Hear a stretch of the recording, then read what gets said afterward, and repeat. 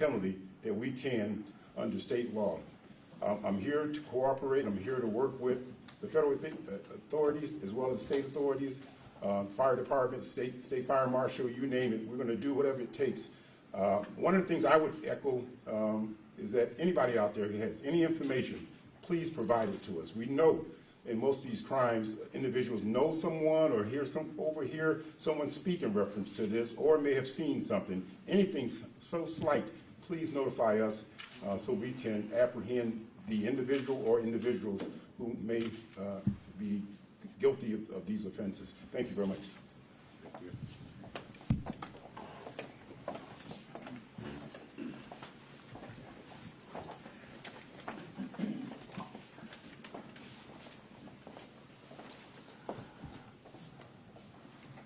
Good afternoon. I'm Chief Sean O'Donnell of the Gary Fire Department. The city of Gary was impacted by approximately 15 building fires on Saturday, May 1st, over a long period of time in the evening hours starting about 10:45 at night into Sunday, May 2nd. Arriving firefighters, they're faced with numerous residential structures, all of which are currently presumed vacant and unoccupied in various stages of fire advancement. Some of these buildings were fully involved upon arrival of the first arriving engine companies.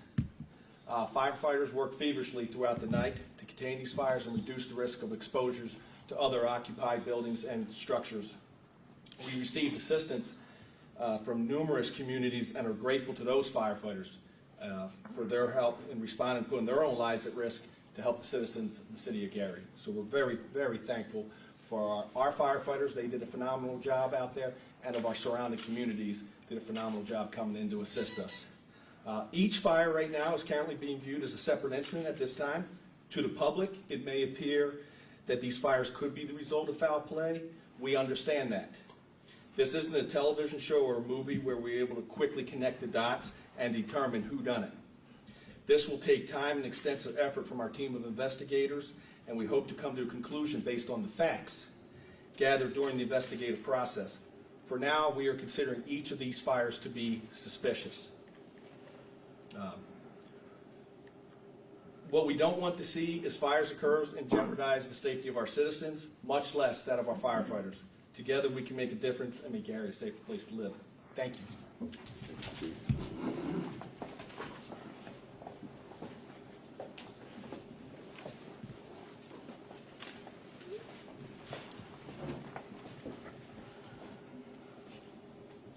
Good afternoon.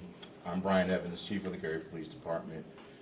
We're currently working collaboratively with our partners from the Gary Fire Department, the Bureau of Alcohol, Tobacco, and Firearms, and our State Fire Marshal Service, along with our own internal investigators and our CSI investigators to collect and gather evidence so that we can determine the nature of the fire that happened and bring someone or persons to justice if we can find evidence that these were at foul play. They're all considered suspicious. They're all open investigations. And a fire, an arson, is a crime, and it's one that can cause a great deal of damage to not only the surrounding community, but it jeopardizes the lives of our men and women of the Gray Fire Department, as well as our citizens.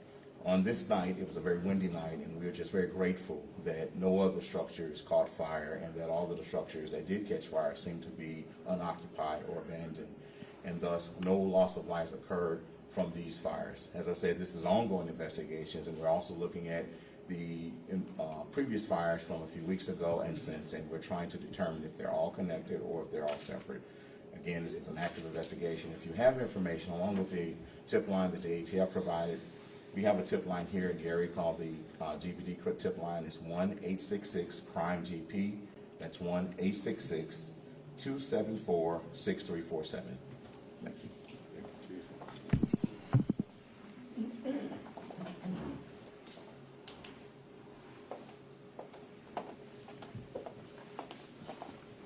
Good afternoon, everyone.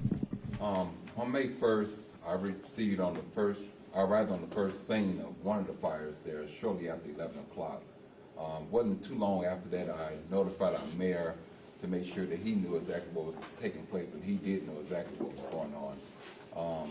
As I demonstrated to the mayor, I was at one scene there where I saw two houses exactly going up in flames there with no fire equipment available at that time to be there. We did have mutual aid that was called in, but it drained the resources of our region. And we're grateful to our mutual aid partners and surrounding communities and all the hard work that they did in coming in to assist us in these concerns with these fires. I also want to ask the public, as it was stated earlier, that if you see something, say something. Please be more vigilant about your community, different ones around that you're not normally used to seeing. If you can, take a license plate number down and just hold on to it. That information could be some serious information that we may need in the future. So I'm asking every citizen, please be more vigilant of what's taking place inside your neighborhood. Thank you all. So your name, I'm sorry. Ron Brewer, City Councilman at Large, Public Safety Chair. Spell your name. Ron, R-O-N, last name B-R-E-W-E-R. Our Council President, William Gottman, is coming at this time. Thank you, Councilman Brewer. And protocol having been established, I want to first wish our men and women who wear the firefighters' uniform a happy International Firefighters Day. We often don't recognize the extent to which we need them until there is a fire. And so we know that this is not a singular occurrence. This is something that has happened for years, these sporadic fires that are inexplicable. I think from a council perspective, it's very important that our Public Safety Committee, which Councilman Brewer, who you just heard from, leads, looks closely at the resources and capacity, both human capital and physical capital, of our fire department to ensure we have the trucks, we have the ladders, we have the engines, and the coverage that we need to respond to these crises. We don't think about it until there is a problem, but this is an opportunity for us to take a deep dive at where we are committing our resources and our dollars in the city to ensure we are adequately protected and adequately covered. Again, I want to thank the men and women in uniform who so bravely fought along with various agencies around the region. Thank you. Say and spell your name, please.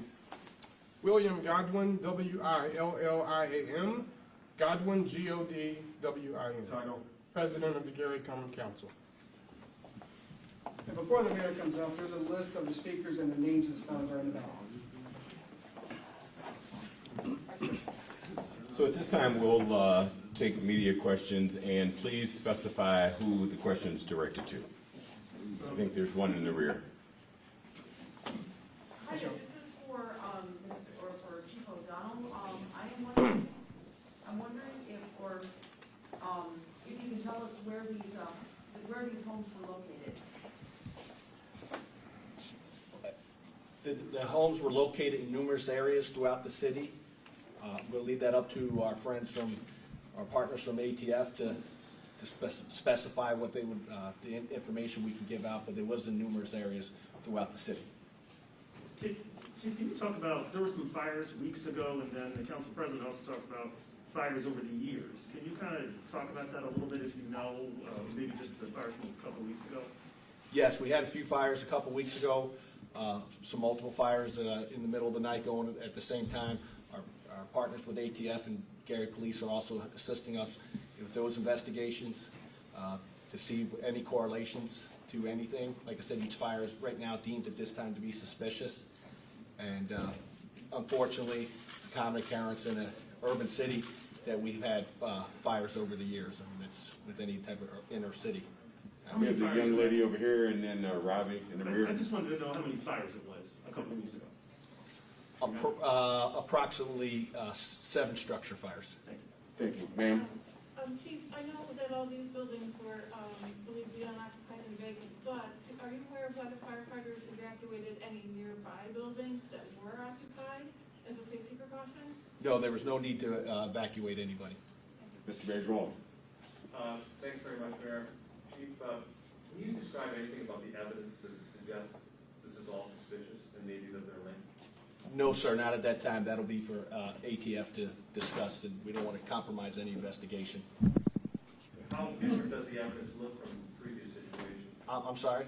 How different does the evidence that you have look from previous situations that you've encountered? That's not right now up for discussion. I'm sorry. 411. Okay, now there's 15 fires, but 7 structure fires, so there was land fires burnings that were not structures? I think when you started, you said there were 15. So the 7 that he was talking about was actually a couple weeks ago. Oh, And okay. this time, there were approximately 15. Were these all structures? Yes. Yes, sir. So just to be, so 7 structure fires from a few weeks ago, and then 15 structure fires now, correct? Okay, so that's out of the way. The other question I have is there any type of surveillance video or anything that would lead to an arrest, so you can at least let us know any type of suspect description, groups, individuals, anything? I wouldn't be at liberty to discuss that right now. As I said, that'll be for our partners in ATF to discuss any type of further information that they can let out, but that is not out for public knowledge or anything. Were all of those structures a total loss as well, or were you able to say those? A lot of the structures were severely damaged. We're going to take a few more questions. I got Mr. Bajwal, Natalie, and the young lady over here, please. Mayor, maybe you could comment on this, though it's periodic and though we've seen this happen before in Gary and other places, what does it do to the city that has been through so much to see this level of destruction happen over and over again where there are such few ends? What does it do politically, emotionally, all the rest of it? So, Mr. Bajwal, I think you can answer it a couple different ways. It's certainly demoralizing, certainly to our men and women who are out here operating in many instances, as one of the councilmen alluded to, with minimal resources. But the other side of it is, I believe that moments like this actually show the true resilience of our officers, particularly the men and women of the fire department, but also of the Gary Police Department. Also, it shows the network and the support and the gravity of that network as our partners from across the region continue to assist us as we do them in the need of, in time of need. So, short story is, obviously there are a number of emotions that are experienced, but Gary is a community that has certainly been known for comebacks, and I believe that this will be certainly exemplified in this particular instance also. Natalie, and then the young lady over here. One more. Yes, sir. Natalie. Yeah, the numbers that you gave out, are any of those anonymous, or does the person have to identify themselves when they call into these numbers? As well as there's a rumor mill that say that there was some gold vehicle that's been spotted. Is there any information you can tell the people to be on the lookout if you see this vehicle? So I'm almost certain that the call-in numbers will receive any information. If a person doesn't want to identify themselves, the officers and the agents will certainly receive that information. In terms of the latter question, we aren't at liberty to answer that. I'm going to take the young lady over here and the gentleman right here, and we'll have to wrap it up, folks. This is for you, Mayor. So if many of these buildings were totally destroyed or heavily damaged, what does the city do now for public safety with a burned out building like that? Are you going to demolish them? Is there money to do that? So many of the structures were more than likely tapped for demolition already, but to your question, having a fire set to them and the condition being exacerbated certainly would warrant them elevating to a priority status, and to that extent, I would imagine they'd be demolished in short order. The gentleman, and I believe that was you. Yes, sir. So there is a request from the city to have folks come forward if they know something or they've heard something, but a lot of times that's easier said than done. People are afraid to come forward because of retaliation. What is the message you have for the people directly dealing with that, but also too with the fires in the city, now that you guys are addressing them, is there an increase in patrol? So the first part of your question, we just can do our best to continue to encourage our residents that any information that they share will be utilized in confidence, and to that extent, that's why we alluded to anyone who doesn't want to share their information in terms of where they are, or their name for that matter, certainly don't have to. In terms of increased patrol, we're constantly looking at different ideas and opportunities to not only increase patrol, but utilize technology in order to assist our men and women in performing their jobs a little bit better and more efficiently. Mr. Mayor, can we ask the I ATF? have one more question, folks, and then we have to wrap up. Yes. Can we just ask the ATF about how they're going to Absolutely. conduct this investigation, how it's going to go? Special Agent Iber.